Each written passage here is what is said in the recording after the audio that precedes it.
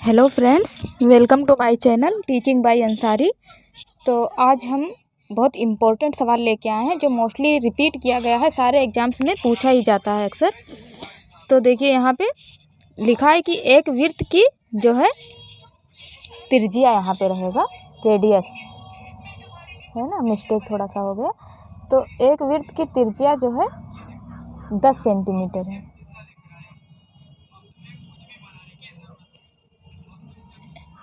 एक वृत्त की त्रिज्या 10 सेंटीमीटर तथा वृत्त की जीवा की लंबाई 12 सेंटीमीटर है। तो जीवा के केंद्र से दूरी ज्ञात कीजिए। तो यहाँ पे सबसे पहले हम स्ट्रक्चर बना लेते हैं वृत्त का।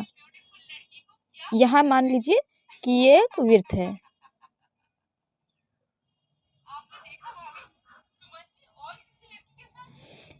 अब यहाँ पे क्या दिया गया है, यहाँ पे हो गया वृत्त का जो है सेंटर हो गया है ना, इसको हम ओ मान लेते हैं।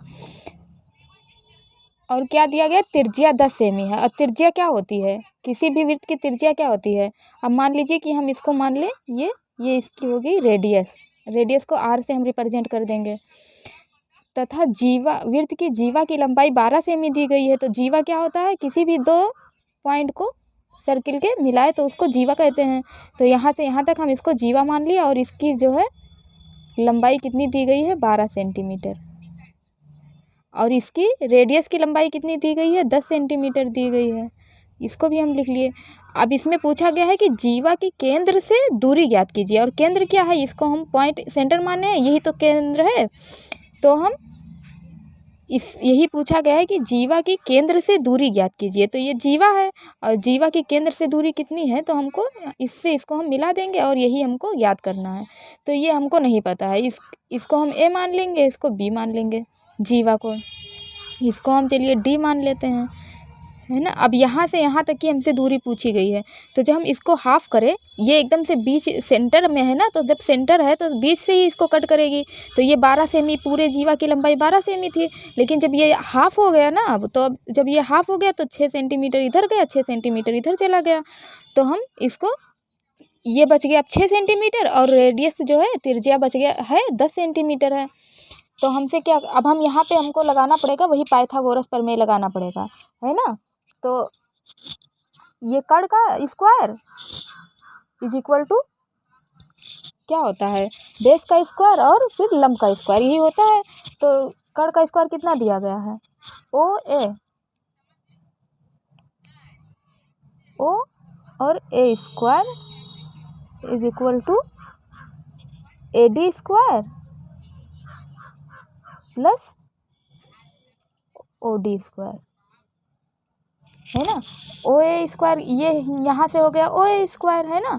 और ए डी स्क्वायर क्या हो गया, ये देखिए यहाँ से यहाँ तक की दूरी पहले हम ज्ञात करेंगे, है ना। और ये जो है ओ डी स्क्वायर ओ और डी का स्क्वायर हो गया। तो ये पाइथागोरस प्रमेय के हिसाब से हम इसको सॉल्व कर लेंगे। तो ओ ए स्क्वायर कितना दिया गया है, 10 सेंटीमीटर दिया गया है। तो 10 का स्क्वायर करेंगे तो कितना आ जाएगा, 100 आ जाएगा। ए डी स्क्वायर कितना दिया गया है, 36, वो 6 दिया गया है, क्योंकि 12 था, जब ये हाफ हुआ तो 6 इधर बच गया, 6 इधर बच गया। लेकिन हम इसको 6 ही लेंगे तो 6 का स्क्वायर कितना होगा, 36 हो जाएगा। और यहाँ पे ओ डी स्क्वायर मतलब हमको इसका लंब निकालना है। तो अब ये जब इधर जाएगा तो कितना बच जाएगा, 64 बच जाएगा, है ना। ये इधर गया तो माइनस में चला गया। चलिए हम इसको एक स्टेप और लिख ही दें। यहाँ पे 100 है और ये जब 36 इधर गया तो माइनस में आ गया और is equal to O D का स्क्वायर। अब जब ये इससे माइनस होगा तो यहाँ पे कितना बच जाएगा, 64। तो ओ डी स्क्वायर 64 हो जाएगा। अब ये स्क्वायर है तो इधर जाएगा तो वर्गमूल में आ जाएगा। तो 64 जो है वर्गमूल में आ गया यहाँ पे वर्ग। तो यहाँ पे हो गया, अब हम इसका वर्गमूल लेंगे, जब यहाँ पे रूट में चला गया तो जब इसका वर्गमूल लेंगे तो कितना बच जाएगा, 8 बच जाएगा। तो ओ डी की वैल्यू निकल के आ गई 8 सेंटीमीटर, है ना। अब इसका भी हमें पता चल गया कि ये 8 सेंटीमीटर है। तो यहाँ के क्या कहा गया है कि जीवा के केंद्र से दूरी ज्ञात कीजिए। जीवा के केंद्र से दूरी कितनी है, 8 सेंटीमीटर है। ये इसका करेक्ट आंसर हो जाएगा। या आप ऐसे लिख लीजिए।